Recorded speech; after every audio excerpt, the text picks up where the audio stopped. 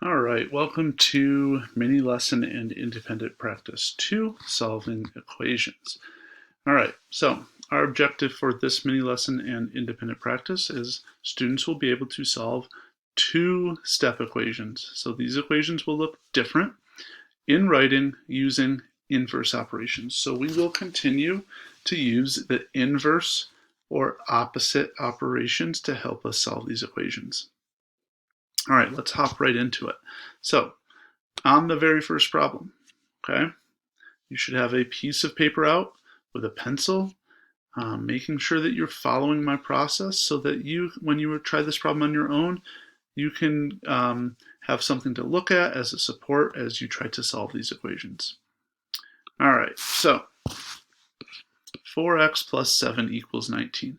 The first thing I notice is that 4x doesn't have a multiplication sign, so I'm going to put it in there. Just a little dot to make sure I remember that I know that 4x means 4 times x. All right, so I'm going to show you two different ways to solve these problems. The first way, if you remember this from before we left for remote learning, we did a lot of hanger models. If you remember, a hanger model is just exactly like that. It's like a hanger, right? And if both sides are exactly the same, the weight, that hanger is level. You can see that my hanger is level, right? That means it lays flat. It's not like this, it's not like this, it's flat. And in each box, we're going to put what we have on each side of the equation. So on the left side, we have 4x, or 4 times x. And we also have a plus 7, and that's why I've separated it into two boxes.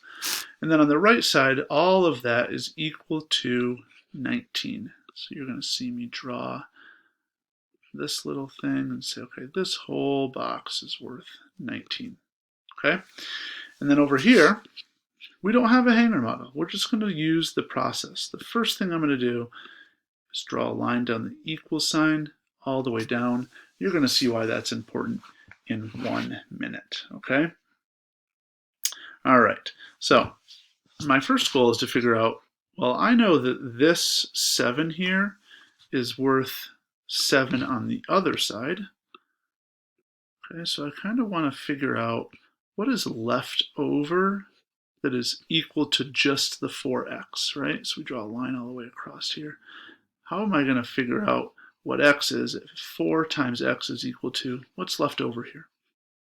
Well, if the whole thing is 19 and we already have 7, right, I got that from over here, to figure out what's left over, I'm going to subtract 7. 19 minus 7 is 12.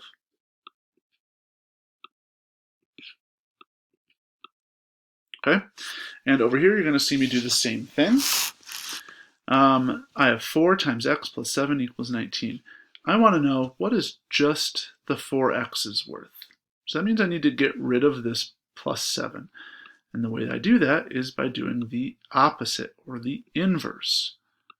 If I have 7 and I take away 7, I have 0 left. Right? But think about what happens to a hanger. If I take weight off one side, it does this. My goal is to have the hanger equal.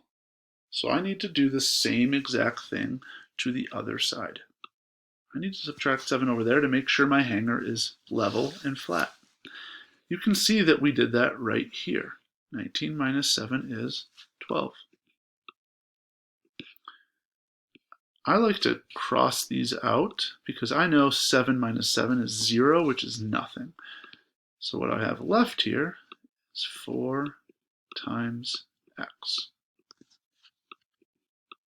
Okay, this is where your lesson from Independent Practice 1 is going to come in handy. We're going to use our inverse operations. 4 times what is 12? Well, the operation is multiplication, right? Same thing over here. The operation is multiplication, so I'm going to use the opposite. 12 divided by, right? Dividing is the opposite of multiplying. Divided by 4 is 3. So x is equal to 3. Okay? I want you to try this problem. When you're done, let's move on to the next one. All right, so let's do one more of these problems before we get a little bit harder so that you are feeling very confident with the process that you are choosing. Okay, so this first one, let's draw our hanger model. And again, if you don't like the hanger model, you don't need to use it. You can use the process as well. Okay, so I have my hanger. And the hanger is nice and flat because each side is equal to the other. It weighs the same amount. And on this side I have a 5 times x, and I have a 6. And the right side of the whole thing is equal to 31. All right, I want to know what's left over of the 31 that is equal to 5 times x. So my real goal here is to figure out, well, I know this 6 pounds is equal to this 6 pounds, but what's left over for the 5x? And when I say what's left over, we're talking about subtracting. 31 minus 6 is 25. Okay? That step looks like this on the process. Line down the equal sign to make sure we're doing the same thing to both sides. Now remember, I want to know what is just the 5x worth. So I have this extra plus 6.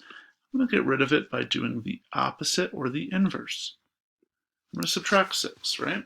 If I do it to that side, all of a sudden my hanger is not equal, and so I need to do the same thing to the other side to make sure my hanger is equal. And you can see we have the same exact problem that we did over here on our hanger model. 31 minus 6 is 25.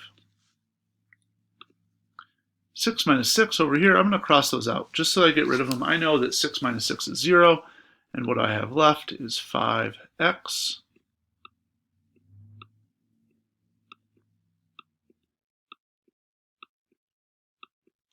So remember, that's a 5 times x. 5 times x equals 25. So if you don't know that, that's fine. You need to use the opposite to figure that out. And you can see, I'm not going to do this twice because this is the last step for both. I'm going to use the opposite.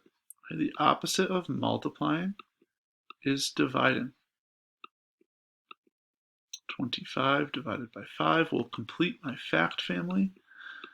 25 divided by 5 is 5. All right, go ahead and give this next one a try. All right, last one I'm going to do before you move on to your last problem for independent practice. This one looks a lot more challenging, but I promise you with a calculator, this is just the same as the other ones that we did. Okay, so we're going to do the same type of process. You're going to see me draw a hanger just like I am right now.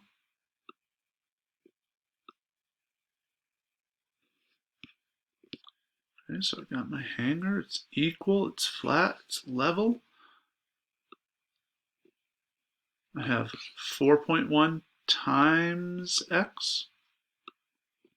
On the left side, 4.1 times x, and I have a 3.4. And then on the right side, this whole box is equal to 17.75.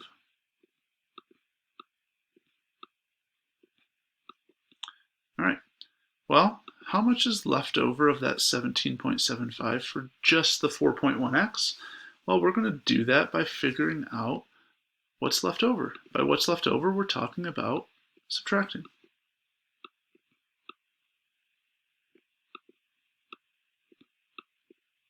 Okay, so if I'm not super good at subtraction, I'm going to go to my calculator. 17.75 minus 3.4. 17.75 minus 3.4. 17.75 minus 3.4. So I get 14.35. 14.35. 14.35. So I know 4.1x is equal to 14.35. So let's do it over here in our process without the hanger. Right? I want to know what is just the 4.1x worth. So I'm going to get rid of my plus 3.4 by doing the inverse, or the opposite. I'm going to subtract 3.4. Right? But if I do it to one side, all of a sudden my hanger is not the same weight anymore. So to make it equal, I need to do the same exact thing to the other side. So I'm going to subtract 3.4. All right. You can see here 17.75 minus 3.4 is the same problem we did here. We already have that answer. It's 14.35.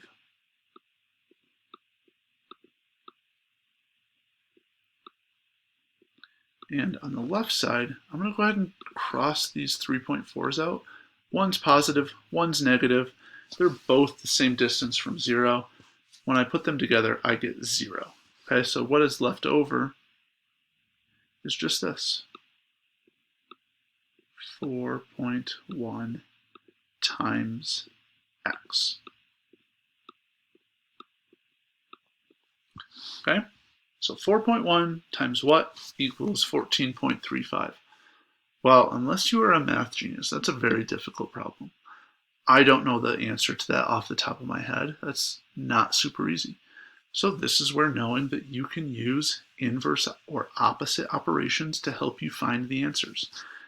I see that we're multiplying, right? So I know this is a fact family. I need to complete that by doing the opposite. What's the opposite of multiplying? It's dividing. So 14.35 divided by 4.1. Well, I don't know that either, so I'm going to go to my calculator. 14.35 divided by 4.1 is 3.5.